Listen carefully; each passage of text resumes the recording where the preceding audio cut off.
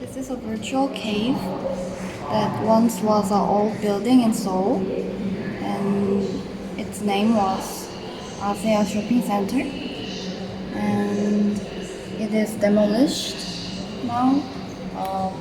Before it got demolished, I collected its point cloud data through a LiDAR sensor, and I produced a 3D mesh from the point cloud, and it turned out like this. And I call it ASEA Cave. So this is the experience where you can explore the ASEA Cave and meet all the life forms in it. And the life forms in it derived from 4 eras of this ASEA shopping center.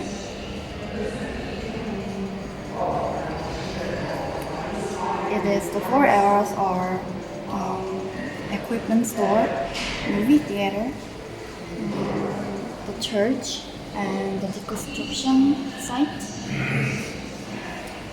So you can explore.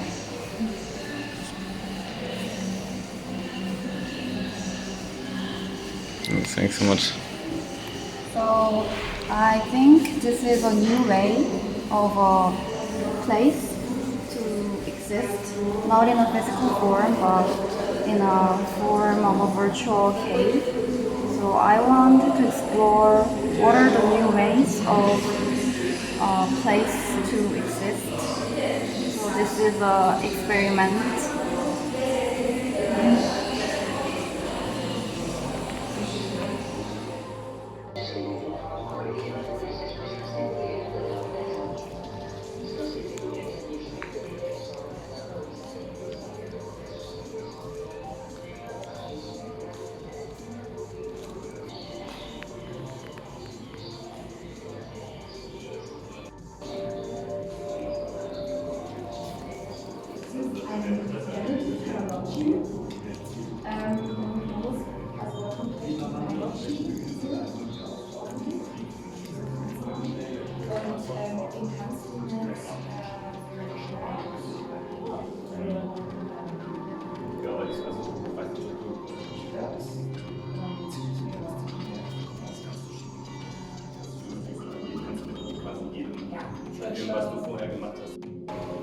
Okay. So the name of our project is called Discord, and as you can hear, there's a sound coming out from the speaker. It's the white part, The sound contains comments which we collected from the internet, comments of hatred, conflict, racism, such things, and we use AI technology to make the written comments sound like various people actually saying it. So, the sound creates a vibration which goes through the stick to the object, which represents our planet Earth. So, what we wanted to say was that we wanted to give the audience an intuitive experience to see how how conflicts between individual eventually, when it gets bigger, it affects our planet Earth and make it in discord. Cool. Thank you so much. Thank you.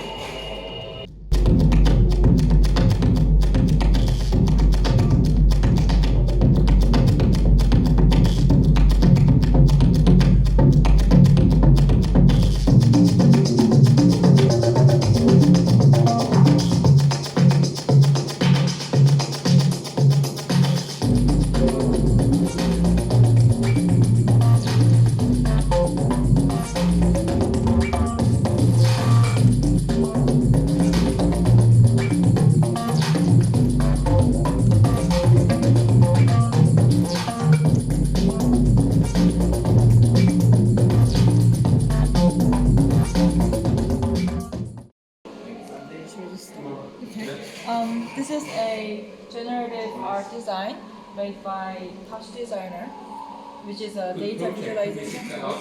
And this art project is actually answering to the question to the festival subject, which is who owns the truth? And we answered it by saying we human beings are the ones who own the truth, because we found the resemblance between human neurons and the universe. Because when you look at the macrostructure of the universe, it looks alike to human neurons, and we thought that we are the authentic beings in this world that is really similar to the universe. So this project is actually saying about the authenticity of human beings, and that was this project's idea. And we use 3 types of data. First one is we put the average numbers of filament strands from universe and human neurons and then put it in the project. And the second one is we take out the beta wave data using the EEG machine called Muse, and we put it in this project. And the last one is we take the voice frequency using this microphone. So when people talk to the mic, it takes the people's human voice frequency and it goes into the project in real time. So when you make sound, it reacts to your voice frequency, and it's overlapping throughout the festival. So in the end of the festival, it's human beings are the project, and that's our project, which is the universe thinks. Thank you.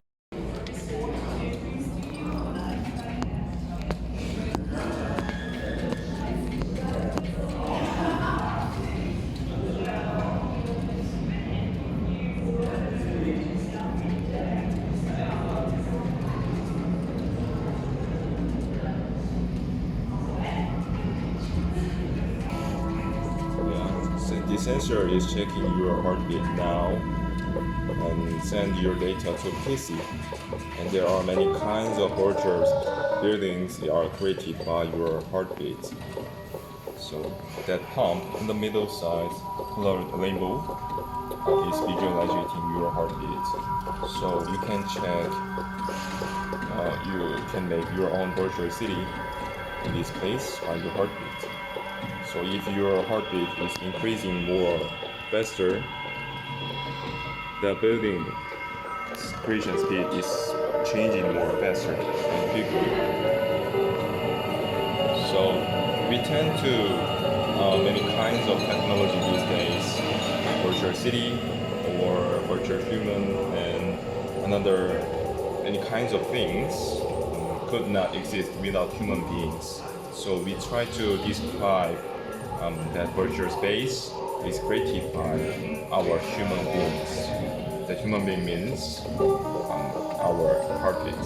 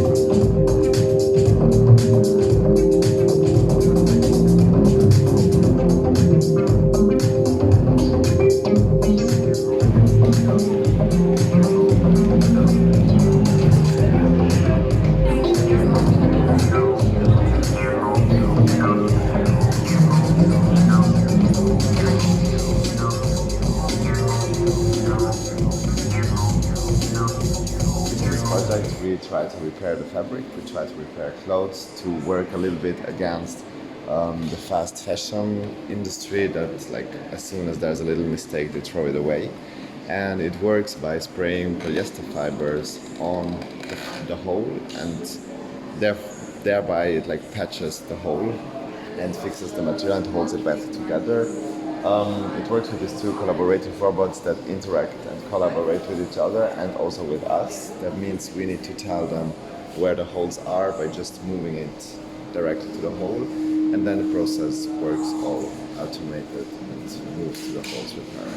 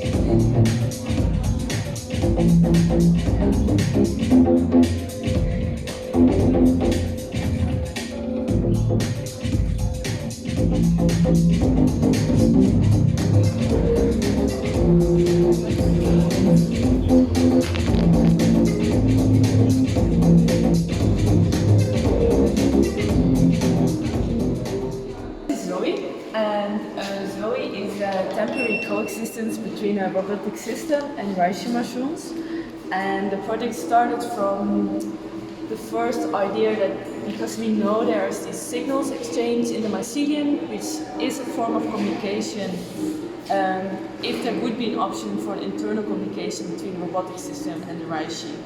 And we started with this, but of course because we actually still do not know what these signals are, we started to also observe the environment and the visual data. So on the robotic arm there's a camera who is constantly visiting each voxel and then comparing it to the past, to the last time it saw it, but also comparing it to the others.